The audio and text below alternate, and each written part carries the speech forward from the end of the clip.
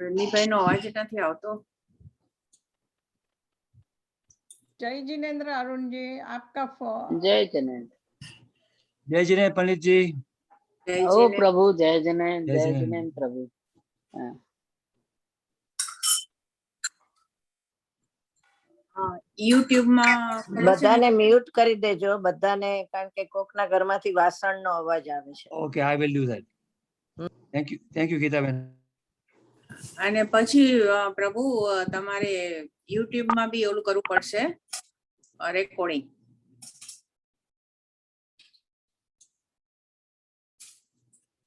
ખ્યાલ છે ને?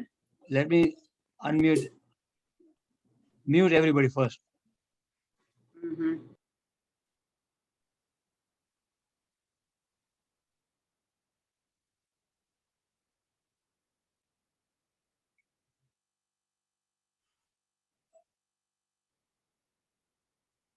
પ્રભુ પંડિતજી, અરુણજી,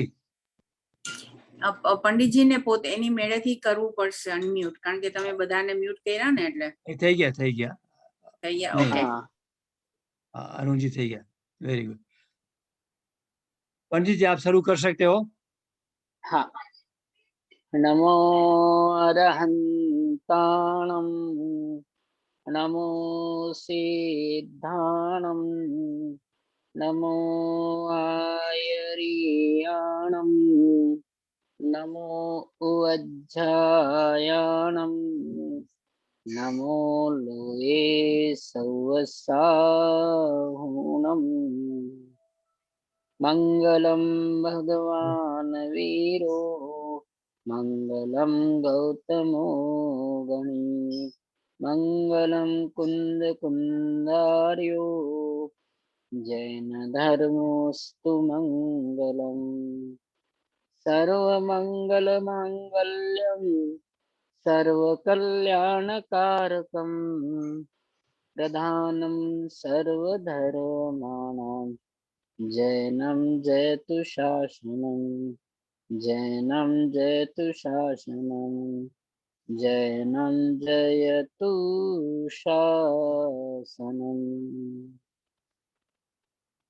नमः श्रीवर्धमानाय निधूतकलिलात्मने, सालोकानां त्रिलोकानां यद विद्यादर्पणायते। जनवाणी की स्तुति। निज निधि निज में बताई, यह अनंत उपकार है, उसके लिए जिनवाणी माको वंदना शतबार है, वंदना शतबार है। मुनिराजों की भाव वंदना। निसंग है जो आयुषन, निर्लेप है आकाश से, निज आत्म में ही विहरते, जीवन न पर की आस से। जिनके निकट सिंहादि पशु भी भूल जाते क्रूरता, उन दिव्य गुरु की अहो कैसी अलौकिक शूरता। जिनवाणी माता की जय। पूज्य गुरुदेव। चर्चा संग्रह। रजनी भाई जी है क्या? कह रहे थे कि पहले व्याकरण के 10-15 मिनट वो कक्षा लेनी है। पहले ये हुआ था कि संस्कृत संबंधी कक्षा बाद में, पिछली बार उन्होंने कहा था पहले ये पूछना था कि पहले चर्चा करनी है या बाद में। रजनी भाई का आवाज नहीं आता, आपका जो अरुण जी, लगे वो हाँ जी, हाँ जी। लास्ट टाइम रजनी भाई बोल रहे थे कि आप पहले वो संस्कृत का स्टार्ट करो 15 मिनट, नहीं तो बाद में हाँ रह जाता है। ऐसा हाँ लास्ट हाँ टाइम बात हुई थी। और अभी हाँ रजनी भाई हाँ। का आवाज नहीं आ रहा है क्योंकि उनका स्पीकर का दिक्कत है थोड़ा। अच्छा, हाँ तो आप बताइए कैसे करेंगे। हाँ, तो अभी आप स्टार्ट कर दीजिए संस्कृत का 15 मिनट पहले।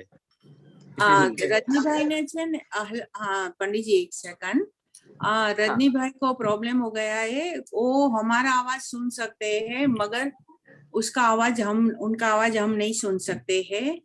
तो प्रेम हाँ। भाई તમને ये હોસ્ટ બનાવે છે ઓકે, અને હવે તમે હા, પછી તમે રજનીભાઈ देवेश। હોસ્ટ બનાવજો. Okay okay, I will do that. Alright, Arun ji, thank you. Sorry. Thank you Arun ben. Arun ji, बोल रहे। हाँ आप सर। वो संस्कृत का स्टार्ट कर दीजिए प्रभु। ओके हाँ ओके हाँ। ओके। पंडित जी आपने बोला था ना समय सार के पहली गाथा से लेंगे, पहले कलश से। हाँ हाँ, वही वही वही। I am ready. Okay, we are ready to. हाँ।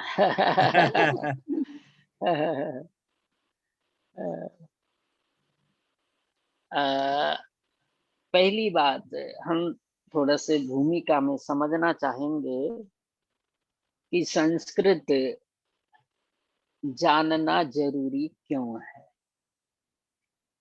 एक बात है, एक बार का प्रसंग है कि प्रवचन सार का विद्वान प्रवचन कर रहे थे, शास्त्री विद्वान थे। अब वो हिंदी में क्या होता है, कैसे समझाऊं, जैसे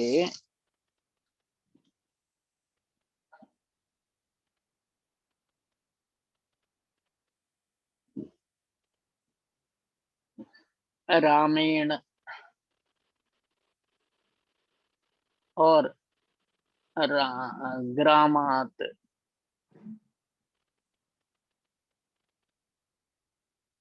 ये संस्कृत के दो शब्द हैं। अब इसका हिंदी जो ट्रांसलेशन होता है वो राम से और गांव से।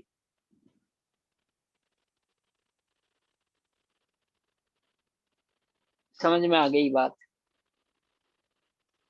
तो ये विभक्ति अलग है, ये विभक्ति अलग है। रामेण तृतीय विभक्ति है, ग्रामात पंचमी विभक्ति है।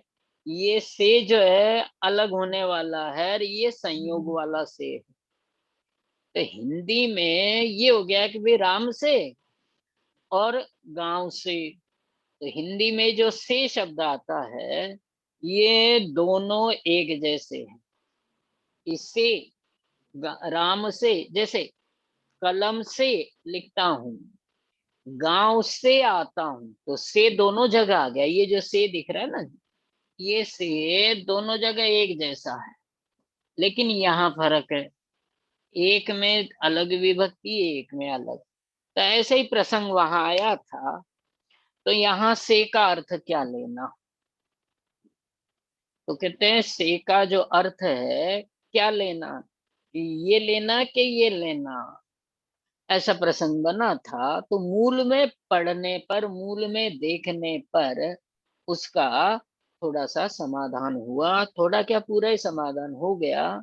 और वो विद्वान थे तो उसमें यही बात आई। और रही बात हमारे परम उपकारी पूज्य गुरुदेव, जगह जगह इस बात को भाषा के आधार पर अध्यात्म को समझाते थे। मूल संस्कृत में आ लिख्या छे, मूल संस्कृत में ये बात लिखी हुई है और वो पढ़ करके बताते थे। और वो गुरुदेव तो लौकिक पढ़ाई भी ज्यादा किए हुए नहीं थे और संस्कृत की भी ज्यादा पढ़ाई तो बिल्कुल भी नहीं थी। बालपन में जो पढ़ाई वही हुई, लेकिन बाद में अभ्यास करने पर भी वो आगे बढ़े थे। बात आगे बढ़ गई थी। तो कहने का मतलब ये है कि हम आगे पढ़ सकते हैं, इस उम्र में भी बढ़ सकते हैं। एक बात ये। दूसरा, पूज्य गुरुदेव श्री का आधार है कि जिनको संस्कृत का ज्ञान नहीं था लेकिन संस्कृत से अपनी बात को समझते। तीसरी बात यह है कि जो संस्कृत से पढ़ता है वो आचार्य के एक एक शब्द को ज्यों का त्यों, कि फिर उसका जो नीचे अनुवाद होता क्या है कि हमारे मुमुक्षु समाज के विद्वान जो अनुवाद करते हैं उसमें स्वामी जी के संस्कार आते हैं, और जो दूसरे विद्वान हैं वो जब ट्रांसलेशन करते हैं तो उनका अभिप्राय स्वयं का उसमें आए बिना नहीं रहता। जैसे स्वामी जी के जो अनुयायी है उनकी भाषा बोली सुनना भी वही पसंद करते हैं जिसमें निश्चय की मुख्यता हो। जैसे आत्मा की चर्चा न हो तो मुमुक्षुओं को लगता है कि ये विद्वान ही नहीं है, क्योंकि इनका पेट भी आत्मा से ही भरता है। आत्मा की बात आ जाए तो समझ लो बहुत सही विद्वान है, और हकीकत भी यही है। इसमें संस्कृत में समझने के लिए हमें बहुत ज्यादा उसकी जरूरत नहीं है, बहुत बड़ा विद्वान नहीं बनना है, लेकिन थोड़ा सा जानना है तो उसके लिए हमें थोड़ी सी मेहनत करनी चाहिए। जैसे ऐसा लिखा है, अभी तो पंडित जी बराबर, मंगलाचरण करेंगे। पंडित जी बराबर हाँ दिखाई जी। दे रहा है। दिखाई देगा है ना। आ, आ, पढ़ेंगे। शुरुआत मंगलाचरण कर लेते हैं। नमः समय साराय स्वानुभूत्या चकासते चित स्वभावाय भावाय सर्वभावांतरच्छिदे। यहीं से शुरुआत करते संस्कृत की।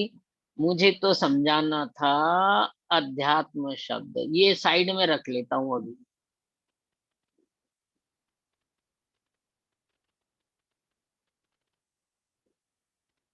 नमः समय साराय।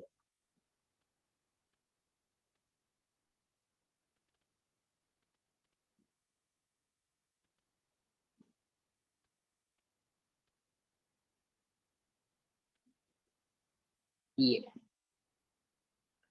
अब आपको इतना पता होना चाहिए कि विभक्तियां 7 होती है। आपने पढ़ा है कर्ता, कर्म, करण। नहीं तो जो मैं नोट कर रहा हूं करते चलना। करण, संप्रदान,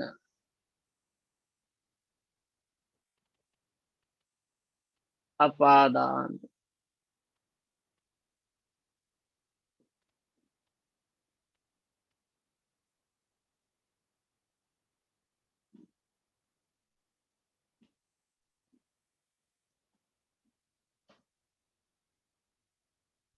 अधिकरण।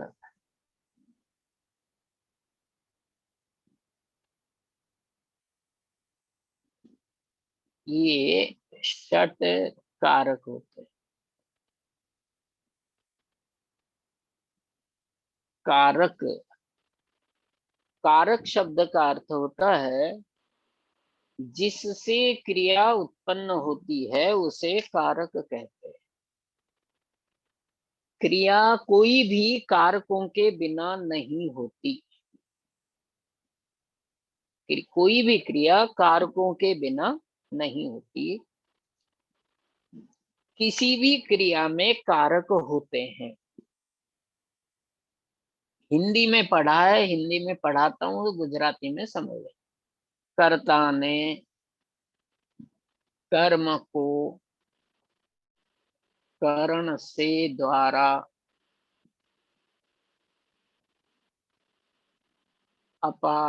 संप्रदान के लिए अपादान से अलग अधिकरण में पे पर ये उनके हिंदी अर्थ।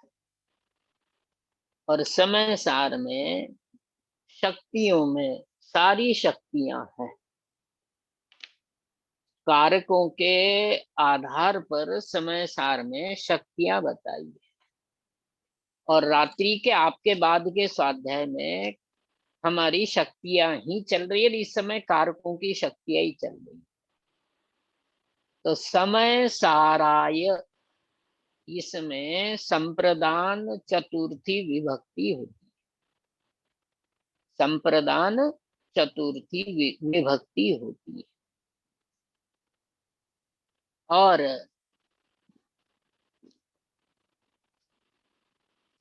ये जो है इसमें प्रथमा विभक्ति होती है। ये लिखना है आपको। इसमें द्वितीय विभक्ति होती है। इसमें तृतीया विभक्ति होती है। इसमें चतुर्थी विभक्ति होती है। ये पंचमी विभक्ति है।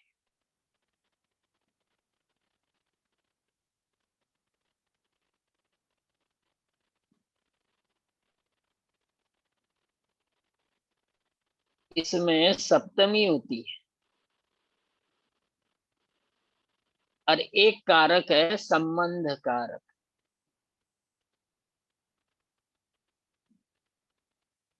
ये संबंध कारक में षष्ठी विभक्ति है। ये कारक नहीं है। संबंध जो है विभक्ति तो है लेकिन कारक नहीं है।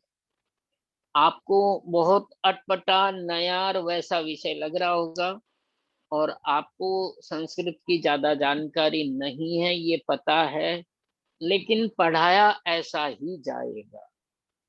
और पढ़ना ये है नमः समय साराय। और इसमें समय सारा में चतुर्थी विभक्ति है। विभक्ति इसमें। अरुण हाँ जी, जी, आवाज आ गई। अरुण जी। हाँ रजनी भाई जी। हाँ, अभी मैं फोन से बोल रहा हूँ, मेरा कंप्यूटर हाँ। पर नहीं चलता है। ये अपादान शब्द का मीनिंग क्या होता है और अधिकरण का हाँ, वो मीनिंग क्या सब। होता है? हाँ, सबका बताता हूँ, है ना। हाँ जी, हाँ जी। हाँ, सबका बताता हूँ। कर्ता का मीनिंग तो जानते हैं हम। यह परिणमति सकर्ता, कि जो परिणमित होता है उसे कर्ता कहते हैं। कि जो जिस रूप परिणमित होता है वो कर्ता कहलाता है। लेकिन कर्तृ शक्ति में कर्ता का अर्थ ये नहीं बताया जो कारक में बताया। कर्तृ शक्ति में कर्ता का अर्थ बताया कि भवत्तारूप सिद्ध रूप भाव भावकत्वमयी कर्तृ शक्ति। फिर संस्कृत पढ़ रहे हो, हमको संस्कृत आती नहीं है, कोई बात। भवत्तारूप सिद्ध रूप भाव, जो उस भाव का भावक होना, ये कर्तृ शक्ति है। शक्तियों में कर्ता का अर्थ ये है कि जो उस रूप उसमें तन्मय होता है उसे कर्ता कहते हैं। ज्ञानी राग द्वेष में तन्मय नहीं होते, इसलिए ज्ञानी राग द्वेष के कर्ता नहीं होते। जो तन्मय होता है वही कर्ता होता है। भावक का अर्थ है तन्मय। ये स्वामी जी ने अपने प्रवचनों में इस बात को खोला है। तो जो भावत्ता रूप भाव है, भवत्ता रूप मतलब वर्तमान, भूतकाल के भावों का आत्मा कर्ता नहीं है क्योंकि वो तो है ही नहीं। भविष्य के भाव अभी उत्पन्न हुए ही नहीं, होते हैं जो भाव है वो वर्तमान में ही होते हैं, भवत्ता रूप। भूतकाल सपना है, भविष्य काल कल्पना है, वर्तमान काल अपना है। यह जीव वर्तमान समय में जीता है, वर्तमान की पर्याय रूप ये जीव होता है। वर्तमान में यदि यह जीव शुद्ध भाव रूप अनुभव करता है तो उस अनुभव रूप वर्तमान में जीव है, और जिस भाव में ये तन्मय होता है उसका कर्ता होता है। और कर्ता कर्म अधिकार में यह परिणमति सकर्ता 56 या 57 नंबर का कलश है कि वहां जिस भाव रूप परिणमन होता है उसे कर्ता कहा, और कर्तृ शक्ति में तन्मय पने को कर्ता कहा है। ये तो कर्ता का अर्थ है। काम को करने वाले को कर्ता कहते हैं, क्रिया को करने वाले को कर्ता कहते हैं। अब आप लोग जवाब दे दीजिए कि द्रव्य करता है या गुण करता है या पर्याय करता है। क्योंकि कर्ता किसे कहते हैं कि कार्य को करने वाले को कर्ता कहते हैं।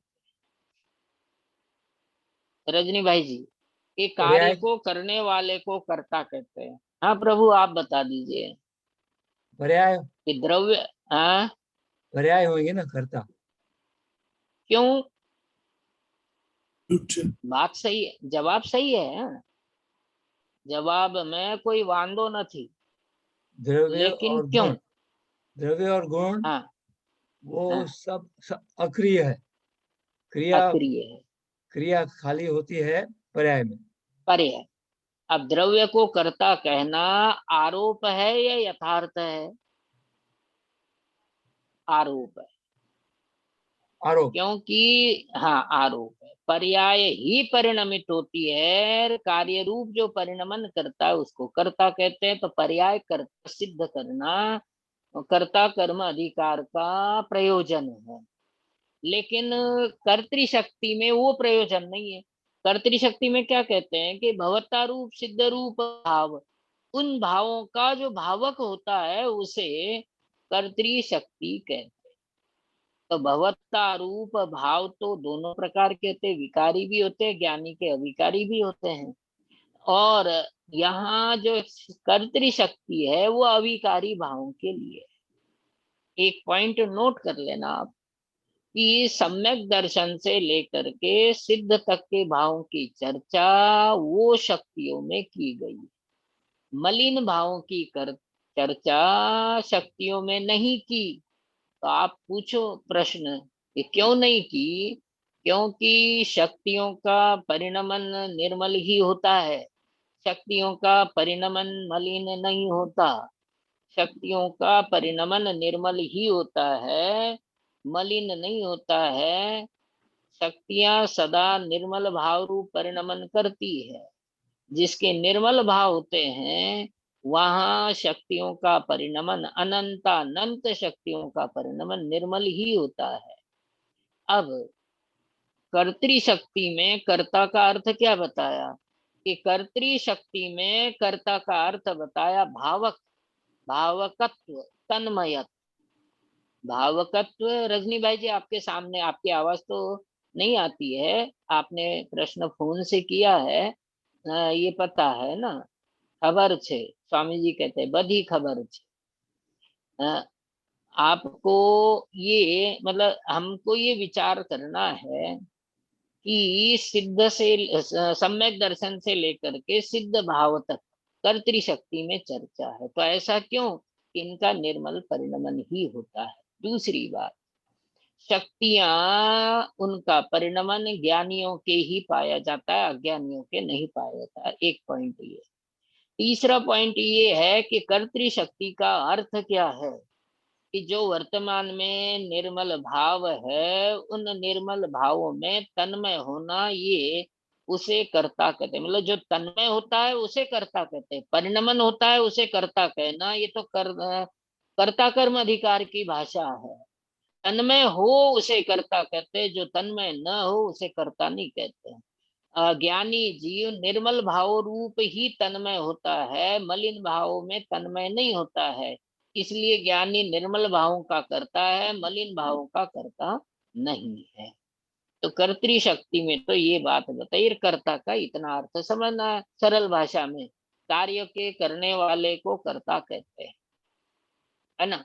अब कर्म किसे कहते हैं कि पंडित जी, हाँ तो फिर आपने कारक को में भी ऐसे बोला था कि क्रिया का कर्ता, हाँ हाँ, तो फिर कर्ता वो कर्ता कर्ता क्रियानो कर्ता અને कारक भी हाँ क्रियानो कर्ता।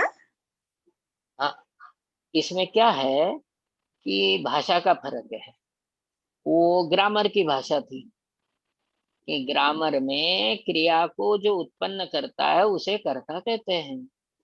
अब उसको हम अध्यात्म में समझते हैं, तो अध्यात्म में समझे तो क्रिया का कर्ता कौन, ये प्रेम जी भाई ने बता दिया था कि पर्याय ही क्रिया का कर्ता है, क्योंकि क्रिया को उत्पन्न करने वाली पर्याय है, द्रव्य नहीं, गुण नहीं है। बस इतना सा अर्थ है वहां पर। और कारक मतलब करने वाला। अब वो करने वाला तो सारे ही हो गए, ये भी करने वाला है, ये भी करने वाला है, इसीलिए इन सबको कारक कहते हैं। और कारक जब भी पंडित जी पर्याय को कर्ता बोलेंगे तो वहां भी तन्मय हो वाला भाव तो होना ही मांगता है, और वहां वो नहीं, विभाव में तन्मय होता है, इधर वो निर्मल में तन्मय होता है, वैसे ही पर्याय को समझना है ना। हाँ हाँ, आगम भाषा और आध्यात्म भाषा, आप जो बोल रहे हैं वो आगम भाषा में तो सही है कि जो उस भाव रूप परिणमन करता है उसके अभिप्राय को देखो, तो वो उसमें तन्मय है क्या नहीं है। तन्मय है तो कर्ता कहना, तन्मय नहीं है तो कर्ता नहीं कहना। ज्ञानी के अभिप्राय को देखो, मतलब वहां फ्लैट जो भाषा है वो नहीं चलेगी। क्यों नहीं चलती कि आगम में तो सामान्य कथन है, अध्यात्म में भाव प्रधान कथन है। तो अध्यात्म में कर्ता किसे कहना, कि जो तन्मय हो उसे कर्ता कहना। आगम में तन्मय किसे कहना, कर्ता किसे कहना, कि जो उस रूप परिणमन करता है उसे कर्ता कहते हैं। ये शैली प्रवचन सार में अपनाई है कि जीव शुभ भाव रूप परिणमित हो तो शुभ उपयोगी होने से जीव को भी शुभ कहने में आता है। बराबर। अशुभ भाव रूप परिणमित जो जीव है वो अशुभ भाव में अशुभ भाव उपयोग वाला है, इसलिए उसे अशुभ कहने में आता है। जो जीव शुद्ध भाव रूप परिणमन करता है ना, तो जिसका उपयोग शुद्ध है उसे शुद्ध कहने में आता है। ये तो प्रवचन सार की लैंग्वेज हो गई, वो आगम की लैंग्वेज है। यहाँ आचार्यों ने अनेक, ये देखो कितना हमारे पास क्या है, गुंजाइश है। आपके भाषा में क्या कहेंगे कि हमारे पास बहुत सारे वो है, अवसर है कि हम ऐसा भी विचार करें, हम ऐसा भी विचार करें, हम ऐसा भी विचार करें। एक तो ग्रामर की लैंग्वेज में विचार करते हैं, तो वहां पर भाषा की व्याकरण मुद्रा से हमारा शास्त्र, हमारा ज्ञान शुद्ध होना चाहिए। तो भाषा शास्त्र, व्याकरण शास्त्र ये कहता है कि भाषा का प्रयोग वैसा होना चाहिए। ये तो व्याकरण की बात हो गई। आगम की जो कहने की पद्धति है वो यह परिणमति सकर्ता, वो कहता है कि जो जिस भाव रूप परिणमन करता है वो उसका कर्ता कहने में आता है। अब ये तो कर्ता की आगम की परिभाषा अलग है। अध्यात्म की परिभाषा क्या है, कर्तृ शक्ति क्या है, कि जीव अपने निर्मल भाव में ही तन्मय होता है, भावक होता है, मतलब तन्मय होता है। तो जिस भाव में तन्मय हुआ, अब एक पदार्थ के हिसाब से देखो तो प्रत्येक द्रव्य अपने पर्याय से तन्मय तो है ही, लेकिन वस्तु पने तन्मय। और यहाँ तन्मय का अभिप्राय बताते हैं कि अभिप्राय की अपेक्षा से देख लो कि ज्ञानी जीव विकारी भावों में तन्मय नहीं होते हैं, विकार भाव का अभाव करना चाहते हैं। जिसका अभाव करना चाहते हैं, जैसे उदाहरण के लिए आपके घर कोई गेस्ट आ गए और आप उनको पसंद नहीं करते हैं, तो आप उनकी सेवा में तन्मय नहीं होते, सेवा करते हैं, उनको पानी देंगे, ऑफर देंगे चाय का, हाँ, चाय कॉफी इस तरह का, लेकिन बाहर से करने पर भी एक बात बताओ बहन, कि जिसको हम पसंद नहीं करते या हमको काम दूसरा है या आकर के बैठ गए हैं, अब उनके लिए जो हम खातिरदारी करते हैं उसमें तन्मय होता है क्या जी? जिसको नहीं, पसंद नहीं हाँ, करता, बहुत नहीं बढ़िया। करता। हाँ, तो वैसा ही है ऐसे आगम का। हाँ, आगम का ऐसा ही है। कि जीव उस भाव रूप तन्मय नहीं होता, एक बात। दूसरी बात, स्वामी जी कहते हैं कि न्याय से समय सार की सिद्धि होती है। अमृत चंद्राचार्य जी की शैली न्याय शैली है, और जैन सेनाचार्य जी की शैली नए शैली है, प्रमाण व्यवहार नए निश्चय में, ऐसे दोनों की शैलियां अलग अलग है, कहने का तरीका अलग अलग है। तो स्वामी जी भी न्याय न्याय शब्द बोलते हैं। तो न्याय से सिद्धि, वस्तु की सिद्धि होती। अब स्वामी जी की बात याद क्यों आई कि वस्तु यदि पर्याय में तन्मय हो जाए तो वस्तु का नाश हो जाए। बराबर। तो वस्तु वस्तु में पर्याय में तन्मय नहीं होती है। खरेखर वस्तु पर्याय रूप परिणमन ही नहीं करती है ना। तो ये तो वस्तु के जो भाव होते हैं उन भावों के अनुसार कर्ता आदि बताए जाते हैं। तो वस्तु वस्तुपने में भी पर्याय में तन्मय नहीं है। इसलिए क्या है कि यह परिणमति सकर्ता, जो पर्याय ही वो परिणमन करती है, द्रव्य भी परिणमन नहीं करता, गुण भी परिणमन नहीं करता है। तो कर्तृ शक्ति का अर्थ क्या, ये तो आप लोगों के साथ चर्चा करता हूँ तो बहुत सारे अर्थ समझ में आते हैं, बहुत सारी बातें, मतलब वो आपके बाद भी स्वाध्याय करता हूँ, स्वामी जी को पढ़ता हूँ बार बार, तब जाकर के इनके मूल भाव पकड़ में आते हैं। तो कर्तृ शक्ति का अर्थ क्या है? कर्तृशक्ति में, हालांकि अपना टॉपिक शक्तियां नहीं है, अपना टॉपिक तो एक कारक वाला है। ये कारक किसे कहते हैं, उसके बेस पर, उसके आधार पर नमः समय साराय समझना है, और संधि की दृष्टि से अध्यात्म शब्द को भी समझना है। तो कर्तृशक्ति में कर्तृशक्ति का अर्थ क्या है, मर्म क्या है, कि जो वर्तमान के भाव निर्मल भाव रूप आत्मा का उस रूप परिणमन करना, यही कर्तृ शक्ति, उसमें तन्मय होना, ये कर्तृ शक्ति। दूसरा सिद्धांत ये बताते हैं कि कोई भी वस्तु हो अपने स्वभाव रूप परिणमन वाली पर्याय में ही तन्मय हुआ करती है। ये लंबा वाक्य मैंने बोला, पकड़ में आ गया? दोबारा कहता हूँ, पकड़ में नहीं आया होगा। कोई भी वस्तु हो वो अपने स्वभाव भाव रूप परिणमन में ही तन्मय होती हुई दिखाई देती है। जैसे पानी ठंडा हो तो उसमें पर्याय ठंडी है उसकी, उस ठंडी पर्याय में पानी का स्वभाव एक जैसा है, इसलिए ठंडे पानी में पानी का स्वभाव शामिल है।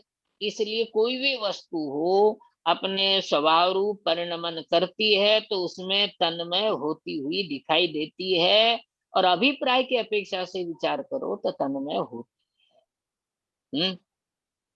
भगवत्ता रूप सिद्ध रूप भाव भावकत्वमयी कर्तृशक्ति, ये कर्तृशक्ति का अर्थ है। चलो इस प्रसंग से अपन ने कर्तृशक्ति की भी चर्चा कर ली कि भावक शब्द का अर्थ तन्मय है। ये याद रखना है कि वर्तमान में जो भाव है उन भावों को, वर्तमान ये एडजेक्टिव है, विशेषण है भगवत्ता रूप।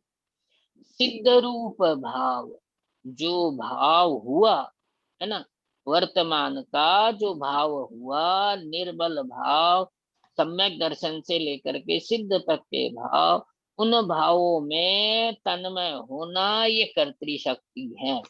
तो प्रश्न है कि जीव, कोई भी ज्ञानी जीव हो, उदाहरण के लिए ज्ञानी लेना, कि ज्ञानी जीव विकारी भाव में तन्मय क्यों नहीं होता? तो विकारी भाव में, निर्मल भाव में ही तन्मय क्यों होता है? कि निर्मल भाव और मूल स्वभाव दोनों एक जैसे हैं, इसलिए ज्ञानी जीव वस्तु का उपासक है, भावों का उपासक नहीं। लिख लेना इस बात। ज्ञानी जीव मूल ध्रुव शुद्ध चैतन्य वस्तु के भावक होते हैं। ज्ञानी जीव मूल वस्तु रूप अनुभव करते हैं और वो ज्ञानी जीव मूल वस्तु की आराधना उपासना लीनता करते हैं। इसलिए ज्ञानी जीव भवत्ता रूप सिद्ध रूप जो भाव है वर्तमान के निर्मल उन भावों में तन्मय होता है। ये तो हो गई ऐसी व्याख्या चरणान योग के अनुसार कि वर्तमान में जो निर्मल भाव है वो निराकुलता रूप होते हैं, शांति रूप होते हैं, सुख रूप होते हैं। और ज्ञानी का लक्ष्य भी स्वरूप में लीनता का होता है जिससे सुख शांति आनंद और निराकुलता प्रकट होते हैं। इसलिए ज्ञानी जीव निर्मल भावों की ही भावना करते हैं। ये चरणानुयोग की अपेक्षा से चर्चा है। कर्तृ शक्ति की भी चर्चा हो गई और एक कर्ता कारक की भी चर्चा हो गई कि परिणमन को भी कर्ता कहते हैं, पर्याय ही परिणमन करता है। अब एक बात ध्यान रखना, इसको भी करने वाला कहते हैं, इसको भी करने वाला कहते हैं, इसको भी करने वाला और इसको भी क्रिया को करने वाला। अब यहाँ फर्क क्या है कि क्रिया को कर्तापने करने वाला वो तो कर्ता कहलाता है, क्रिया को उत्पन्न करने वाला वो कारक कहलाता है। कर्म किसे कहते हैं? रजनी भाई जी का प्रश्न है ना, अपादान और अधिकरण दो को बताना है। तो जो ये है क्या कहते हैं कर्म, कर्म किसे कहते हैं? जो परिणमन है वही कर्म है, कर्ता कर्म अधिकार। जो परिणमन है वो ही परिणमन को कर्म कहते हैं आगम की भाषा में।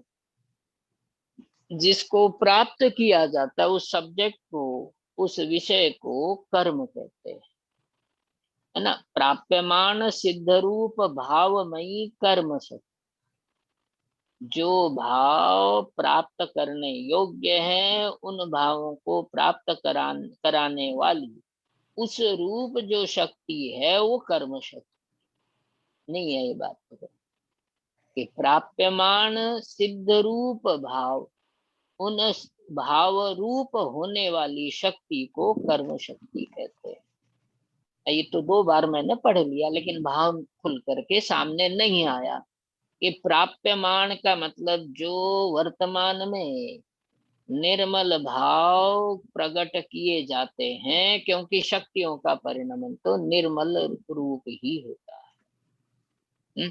वो जो परिणमन है निर्मल होता है कि प्राप्यमान सिद्ध रूप भाव, तो जो वर्तमान के निर्मल प्रकट भाव हुए उन भावों को ही ज्ञानी जीव अपना जान करके प्राप्त करता है और उस निर्मल भाव को ही कर्म के रूप में प्राप्त कराने वाली शक्ति को कर्म शक्ति कहते हैं। समझ में आ गया? लोक व्यवहार में कर्म शक्ति समझ में नहीं आएगी। क्यों नहीं आएगी? कि मैं लिख रहा हूं, मैं बोल रहा हूं, तो जो परद्रव्य की क्रिया है उसी को लोक व्यवहार में कर्म कहते हैं। और आगम में शक्तियों के प्रकरण में प्राप्यमान सिद्ध रूप भाव, जिन भावों को प्राप्त किया जा रहा उन भावों को मतलब सिद्ध रूप, उस रूप ही होना, ये कर्म शक्ति है। समझाने में थोड़ी कठिन पड़ रही है। कर्तृ शक्ति तो समझ में आ गए। हाँ जी। ये सिद्ध रूप का क्या मतलब होता है? सिद्ध रूप, हाँ, जो वर्तमान में होने योग्य है, स्वामी जी की भाषा है जो बता रहा हूं आपको, ये प्राप्यमान होने योग्य। जैसे अभी टाइम हुआ 8 बजकर मेरी घड़ी में 44 मिनट। तो ये जो ये टाइम है, इस समय अनादिकाल पहले जो पर्याय होने वाली थी वो पर्याय इस समय जो होनी है वही होती है। तो जो प्राप्यमान थी सर्वज्ञ के अनुसार, वही पर्याय वर्तमान में प्रकट हुई, वो सिद्ध रूप होगी। समझ में आ गई बात? माने सिद्ध रूप माने निश्चितता बताता है, क्रमबद्धता कि वो वही तो होना था। प्राप्यमान बता। हाँ हाँ, नहीं नहीं नहीं नहीं नहीं नहीं, प्राप्यमान क्रमबद्ध को बता। जो पर्याय प्राप्त होने वाली थी वही पर्याय। अब यही बताओ रजनी भाई जी, संस्कृत से शक्तियों को पढ़ने में कितना फर्क है? अब बराबर। आपने भी प्रश्न किया, अपन भी चर्चा कर रहे हैं, बहुत फर्क पड़ता है मूल में। दो शब्द है इसमें, प्राप्यमान सिद्ध रूप।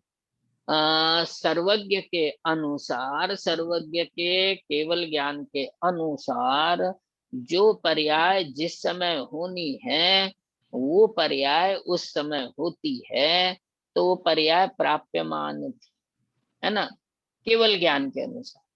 अब इस समय वो पर्याय प्राप्यमान थी, वही पर्याय सिद्ध रूप हो गई, प्रकट हो गई। तो जो पर्याय प्रकट हो गई रजनी भाई जी, उसको सिद्ध रूप। प्राप्यमान का अर्थ केवल ज्ञान के अनुसार क्रमबद्ध, और सिद्ध रूप मतलब प्रकट हो गई। तो जीव तो इसमें अकर्ता ही सिद्ध होता है, कर्म शक्ति में। कर्म सिद्ध रूप माने शक्ति में प्राप्यमान जो थी, प्राप्यमान जो थी वो हाँ प्राप्त हुई माने हाँ सिद्ध हाँ, हुई। बराबर बराबर, कि जो प्राप्यमान थी वही पर्याय सिद्ध रूप प्राप्त रूप हुई। ना तो कितना फर्क पड़ता है संस्कृत से पढ़ने में, है ना। आपके साथ चर्चा अपन संस्कृत से करते हैं तो कितना अच्छा लगता है कि प्राप्यमान जो पर्याय है ना, भाव शक्ति है। भाव शक्ति दो जगह आई है। समय सार की 47 शक्तियों में भाव शक्ति जो आ गई, दो बार आ गई। पहले तो 33 नंबर में भाव शक्ति आ गई, भूत अवस्थत्व रूपा भाव शक्ति, है ना। और फिर आ गई है 39 नंबर की, कारकानुगत क्रिया निष्क्रांत भवन मात्रमयी भाव शक्ति। अब दोनों जगह जमीन आसमान का अंतर।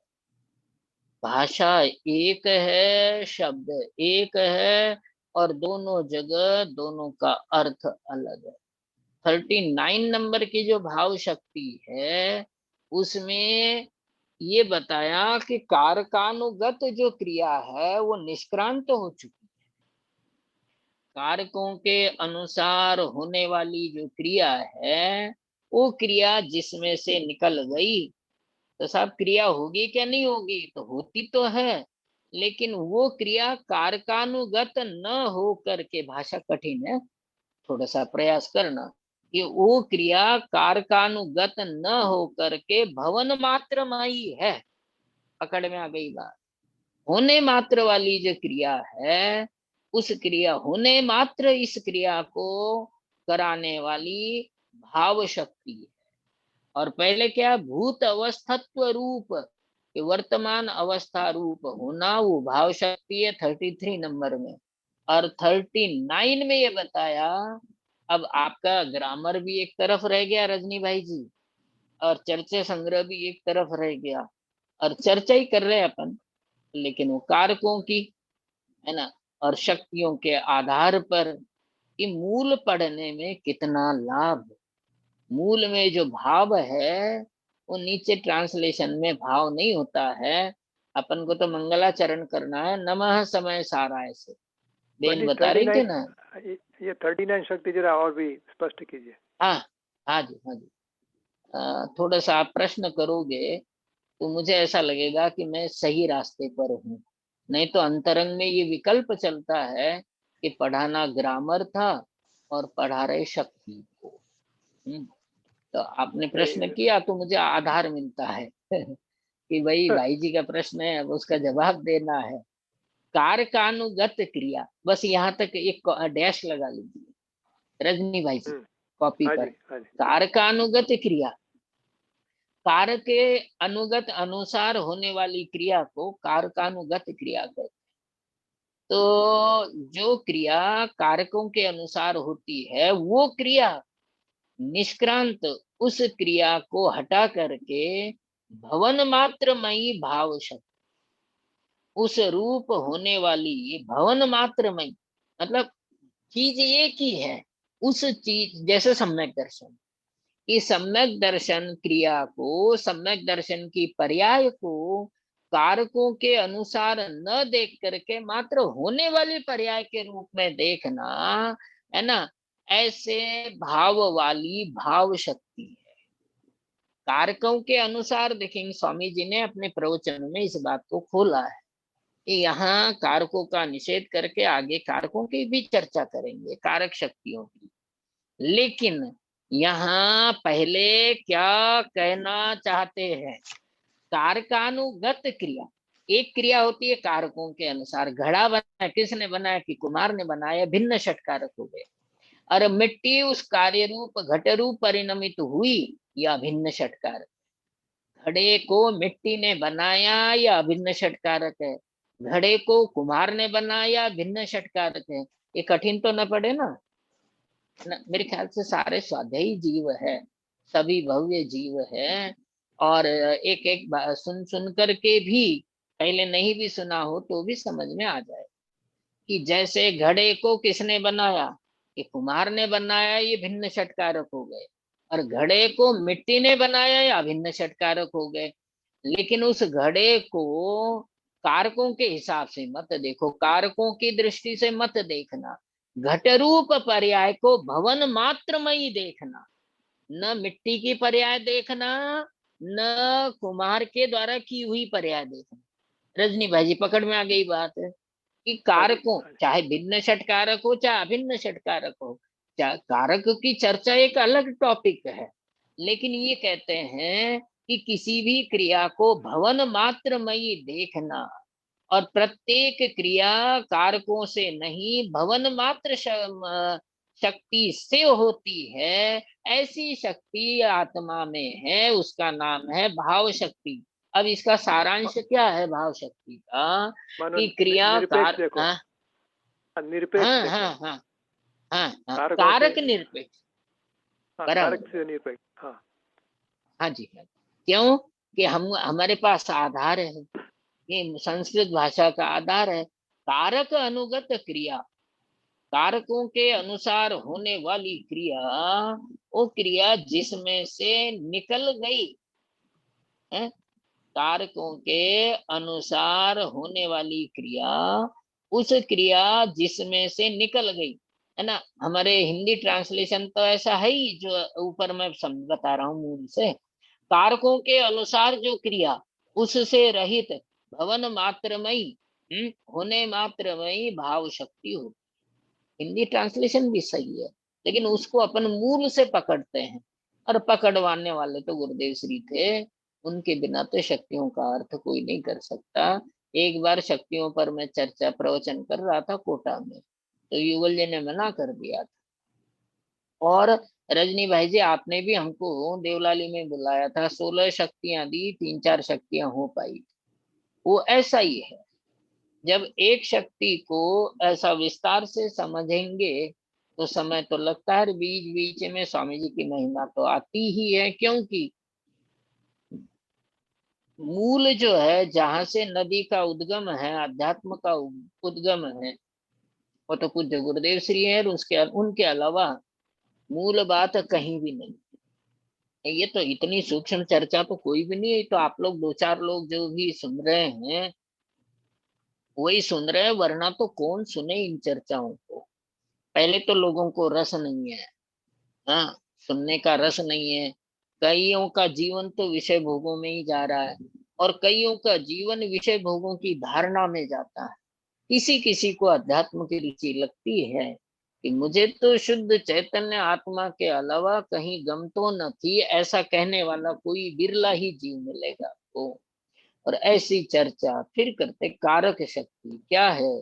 कि भवन मात्र में ही भाव शक्ति होती है। भाव शक्ति जो है भवन मात्र में ही, वो बार बार मैं क्यों बोल रहा हूँ कि उसको भवन मात्र देखना, होती हुई मात्र देखना, कि किसी भी क्रिया को होती, किसी भी पर्याय को होती हुई देखना, क्योंकि भाव शक्ति कहती है कि उस क्रिया को उत्पन्न होने के लिए कारकों की आवश्यकता नहीं है। छठ कारक तो उसमें रखे जाते हैं जिसको कारक की भाषा में बोलना है। पर्याय ही कर्ता, पर्याय ही कर्म, पर्याय ही करण, पर्याय ही संप्रदान, पर्याय ही अपादान, पर्याय ही अधिकरण, ऐसा तो कारकों की भाषा में समझाया जाता है। वास्तव में तो भाव शक्ति से क्रिया भवन मात्रमयी होती है ना। तो ऐसी ये शक्तियां है। तो कर्म शक्ति में बताया कि प्राप्यमान सिद्ध रूप भावमयी, होने योग्य क्रमबद्ध में जो पर्याय है वही होती है, और उसी पर्याय को यह जीव प्राप्त करता है, और जिसे प्राप्त किया जाता है उसको कर्म कहते हैं, और उसी को प्राप्त करता है। इसलिए जो क्रमबद्ध में पर्याय थी उसी वही पर्याय प्रकट होती है, और उसी पर्याय को यह जीव प्राप्त करता है। जिसे प्राप्त किया जाता है उसको कर्म कहते हैं, सब्जेक्ट को कर्म कहते हैं, विषय को कर्म कहते हैं। अब करण शक्ति है, करण शक्ति है, और करण नाम का बोर्ड पर एक कारक भी है ना।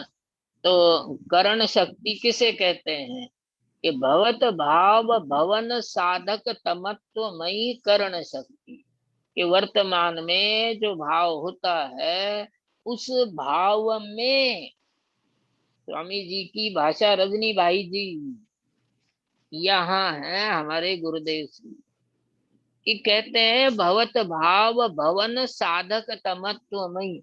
हम तो कितने ही वर्ष तक एक वाक्य पढ़ते रहे, ट्रांसलेशन करेंगे मर्म पकड़ में नहीं आएगा। क्या कहना चाहते हैं करण शक्ति में? करण कारक तो सरल है, राम ने बाण से रावण को मारा, ये ग्रामर में उदाहरण दिया जाता है। मैंने कलम से लिखा, वो कलम हो गया करण साधन, जिसके द्वारा क्रिया उत्पन्न होती है उसको करण साधन कहते हैं। तो यहाँ क्या है करण शक्ति? करण रजनी भाई जी ये 3 वाक्य लिख लेना। करण शक्ति में उपाय तत्व बताया, संप्रदान शक्ति में उपेय तत्व बताया, और अपादान शक्ति में अपाय तत्व बताया, है ना।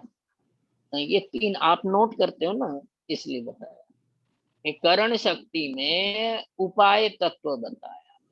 उपाय क्या है कि जो निर्मल भाव होते हैं वो निर्मल भाव में आत्मा उसके साधक तम स्वामी जी ने जो इसका अर्थ खोला उसमें ये बताया, साधक शब्द का प्रयोग नहीं किया, साधक तर का प्रयोग नहीं किया, साधक तम का प्रयोग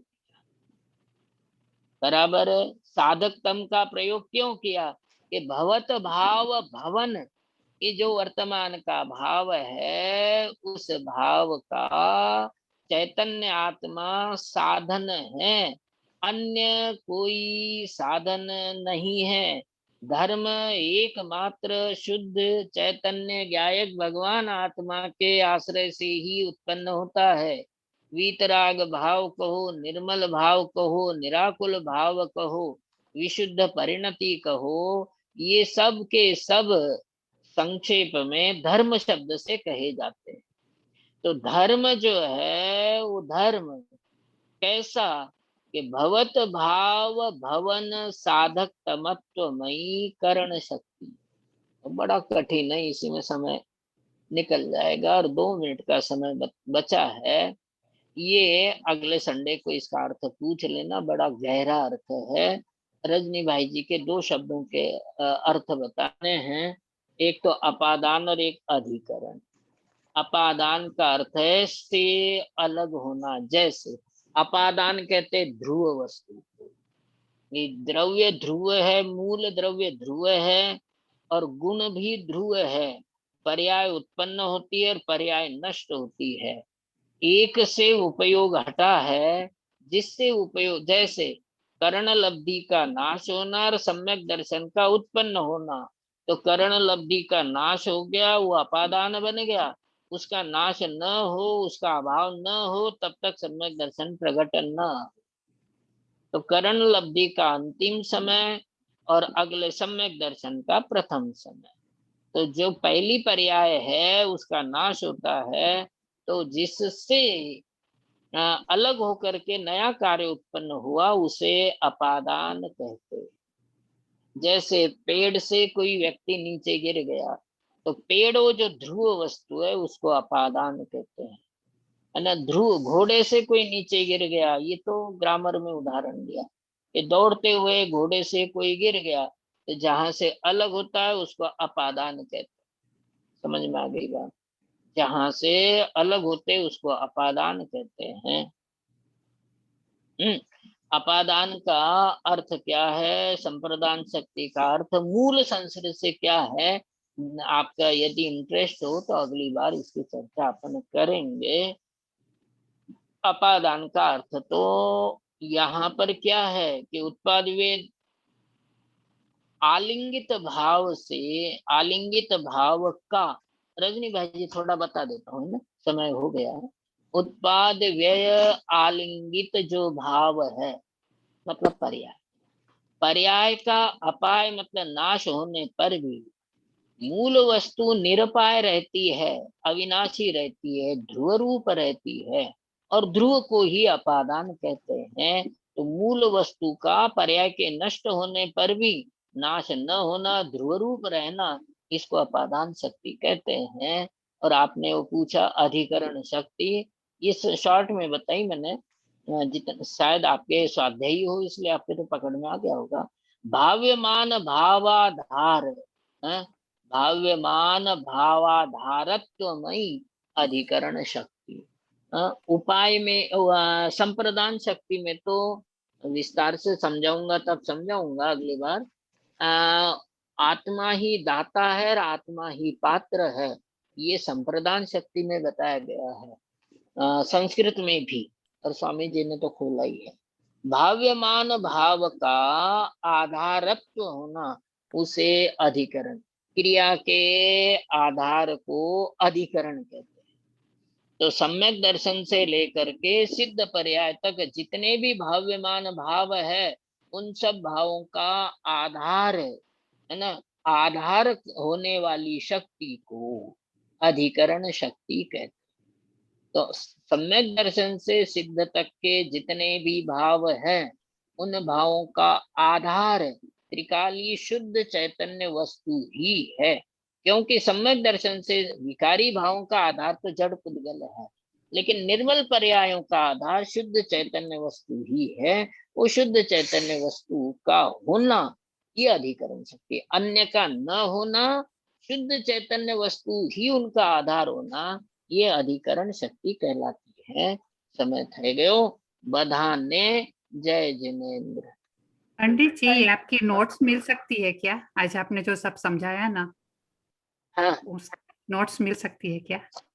नोट्स तो मिलेंगे नहीं, मैं बना सकता हूँ आप लोगों के लिए। नहीं, इसे बहुत आपने बहुत ही अच्छी तरह से समझाया, तो ऐसे कैसे हम रिकॉर्डिंग नहीं करते रेफरेंस की पंडित जी? मैं भी प्रवचन सुनकर सब लिख ले। हाँ, लेकिन ये टाइम मेरा थोड़ा ब्रेक हुआ था इसके लिए। पंडित जी एक ऐसा विकल्प आता है कि अपन जो संस्कृत सीखने वाले थे ना, तो संस्कृत अपन समय सार की गाथा कलश वगैरह से करने ने, उसके जगह पर शक्ति से ही सीखने, नहीं संस्कृत सीखेंगे लेकिन शक्ति के माध्यम से, माने शक्ति आपको जो, हाँ तो माने नमो समय सारा से एक जगह के ऊपर 47 शक्ति भी सीखते जावे और ग्रामर भी सीखते जावे। ये भी अच्छा, तो दोनों हो जाएंगे। रजनी भाई प्रभु, हाँ वो कब स्टार्ट करेंगे? एक सजेशन है अगले संडे से। एक सजेशन है कि ऑल्टरनेट संडे को अरुण जी एक one time Sanskrit and one time the other subject which we are taking, चर्चा संग्रह। પ્રેમ ભાઈ આમાં પણ ચર્ચા આવી જશે, જે ચર્ચા સંગ્રહમાં જે કરવું છે ને આપણે, એટલે શક્તિમાં પણ બધાને એટલું જાણવાનું મળશે. ઓકે ઓકે ઓકે, એટલે જો if અરુણજી is comfortable, we can learn Shakti as well as Sanskrit at the same time. અને મને લાગે છે કે મે બી આપણે આજ દરેક રવિવારે રાખીએ, પછી ચંચા સંગ્રહ તો હજી શરૂ પણ નથી કર્યું, તો we can do it that way. આ રીતે જ લઈ લઈએ. अंशी जी आपका क्या ओपिनियन है? जो आपका है प्रभु। Okay. Prem, आपको तो मुझे मजा तो ना आए। चर्चा करनी। I'll talk to him later. Okay. When he wants to discuss okay it. Okay Prabhu, thank you Okay. प्रभु. जय બધાનો जिनेन्द्र. જય, બધાનો जय જય जिनेन्द्र, જીનેન્દ્ર. बधानो जय जय जिनेन्द्र बदाना, जय जय जिनेन्द्र, जिनेन्द्र, जय बधानो जिनेन्द्र, जय पंडित जी, जय जिनेन्द्र. जय Jinendra. Okay, Lataben, you are the host now. હા જી, હા. હવે આપણે આદરણીય પૂજ્ય લાલચંદભાઈજીનું આપણે London home series lecture number 9 એ સાંભળશું. અને બધાએ નોટ ને પેન્સિલ ને પેન બધું તો હશે જ આપણી પાસે, એટલે પણ જરા એલર્ટ થઈ જાજો, કેમ કે આ વેરી ગુડ લેક્ચર અને may be you want to write down a lot. Okay, so I will play the lecture.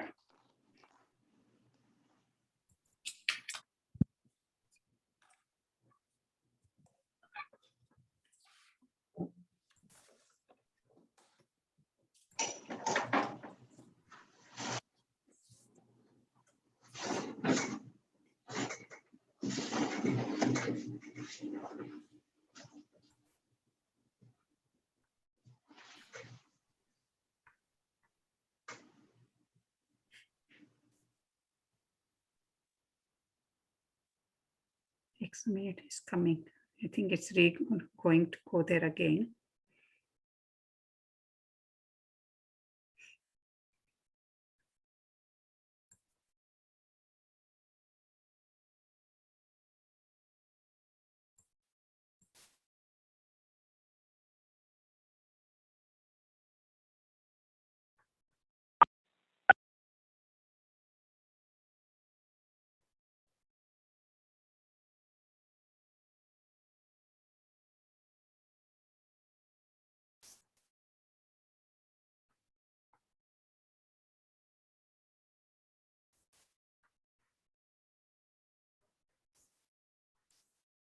જે ઈચ્છા ઉત્પન્ન થઈ છે એ પણ તે સમયનું સત, એક સમયની પર્યાયનું સત છે.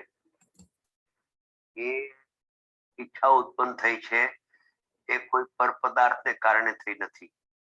પરપદાર્થ એનો ઈચ્છાનો કરતા નથી. અને આ જ્ઞાન સ્વરૂપી જે આત્મા છે એ પણ ઈચ્છાનો કરનાર નથી. માત્ર ઈચ્છાનો સ્વભાવ એ પર્યાયનો હતો અને એ પર્યાય પ્રગટ થાય છે. એનો હું જાણનાર છું પણ ઈચ્છાનો હું કરનાર નથી, એમ વિચારો. એક. બીજું, જે ઈચ્છા થઈ એમ જે જાણવામાં આવ્યું, જ્ઞાનની ક્રિયા થઈ કે ઈચ્છા થઈ, એમ જે જાણવાની ક્રિયા ઊભી થઈ એ પણ સત અહેતુક એના કારણે એના અવસરે થાય છે. એનો પણ ખરેખર ભગવાન આત્મા કરતા નથી. એનો પણ જાણનારી છે કે આ થવા યોગ પર્યાય થઈ છે. ઈચ્છા પણ થવા યોગ થાય છે. ઈચ્છા સંબંધીનું ઇન્દ્રિય જ્ઞાન થયું એ પણ થવા યોગ થયું છે. એમ જાણીને એ બે પ્રકારના પરિણામને જાણીને પછી એ પરિણામને જાણવાનું છોડીને એ ઈચ્છા થઈ અને ઇન્દ્રિય જ્ઞાન થયું, બે પ્રકારના પરિણામ થયા. એ થવા યોગ હતા અને થયા છે એનો હું કરનાર નથી. પેલો પાઠી એનો હું કરનાર નહીં, થવા યોગ થાય છે. પછી એ થવા યોગ થાય છે એ પરિણામને જાણવાનું પલક છોડી